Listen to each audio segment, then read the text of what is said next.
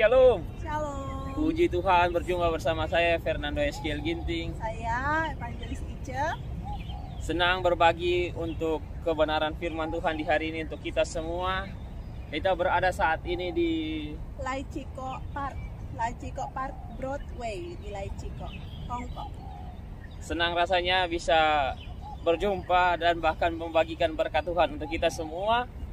Hari-hari ini saya sering mendengar berita-berita baik dari media massa, alat-alat elektronik, bahkan kita lihat dari Facebook, bahkan dari Instagram yang ada banyak sekali orang-orang yang saat ini saling bertentangan, saling beradu argumen tentang siapa yang benar atau siapa yang lebih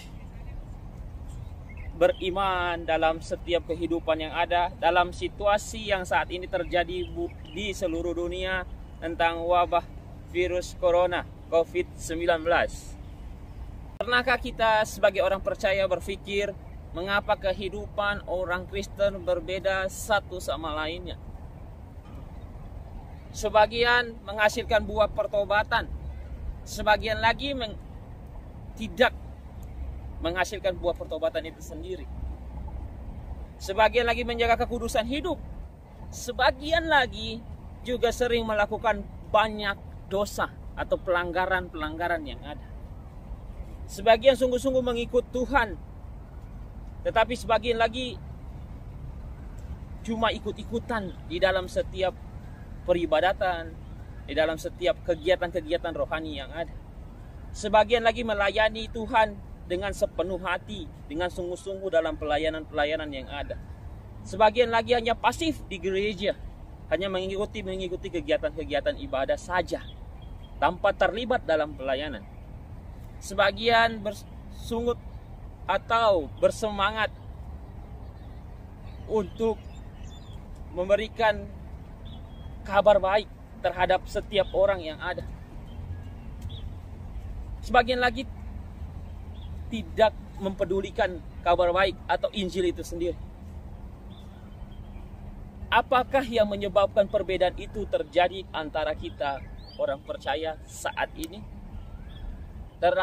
Ternyata hanya satu alasannya, yaitu respon mereka terhadap firman Tuhan dalam kehidupan mereka hari lepas hari. Hari ini teks kita akan membaca, bahkan kita melihat perumpamaan Tuhan Yesus terhadap seorang penabur yang terdapat dalam Matius pasalnya yang ke-13 ayat pertama sampai ayatnya ke-9 yang akan dibacakan oleh istri saya, Ica Vina. Ya, kita akan baca dari Matius pasal yang ke-13 ayat yang pertama hingga ayat yang ke-9, perumpamaan tentang seorang penabur. Pada hari itu keluarlah Yesus dari rumah itu dan duduk di tepi danau. Maka datanglah orang banyak berbondong-bondong lalu mengerumuni dia, sehingga ia naik ke perahu dan duduk di situ. Sedangkan orang banyak semuanya berdiri di pantai. Dan ia mengucapkan banyak hal dalam perumpamaan kepada mereka. Katanya, adalah seorang penabur keluar untuk menabur. Pada waktu ia menabur, sebagian benih itu jatuh di pinggir jalan, lalu datanglah burung dan memakannya sampai habis. Sebagian jatuh di tanah yang berbatu-batu yang tidak banyak tanahnya, lalu benih itu pun segera tumbuh karena tanahnya tipis. Tetapi sesudah matahari terbit, layulah ia dan menjadi kering karena tidak berakar. Sebagian lagi jatuh di tengah semak duri, lalu makin besarlah semak itu dan menghimpitnya sampai mati. Dan sebagian jatuh di tanah yang baik, lalu berbuah.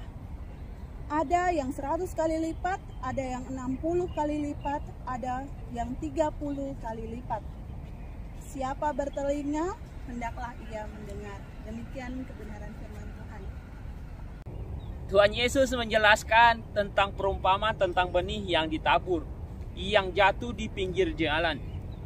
Itu adalah orang yang menjadikan atau menerima firman Tuhan atau kabar baik itu sendiri, tetapi dia tidak mengerti tentang firman Tuhan itu. Maka datanglah iblis merenggut, bahkan mengambil daripada orang itu. Benih yang jatuh di tempat yang berbatu, yang menandakan bahwa setiap orang percaya atau setiap orang yang ada bersama dengan Tuhan, dia bersuka cita tentang firman itu, tetapi tidak berakar, tidak menghidupi firman Tuhan itu sendiri.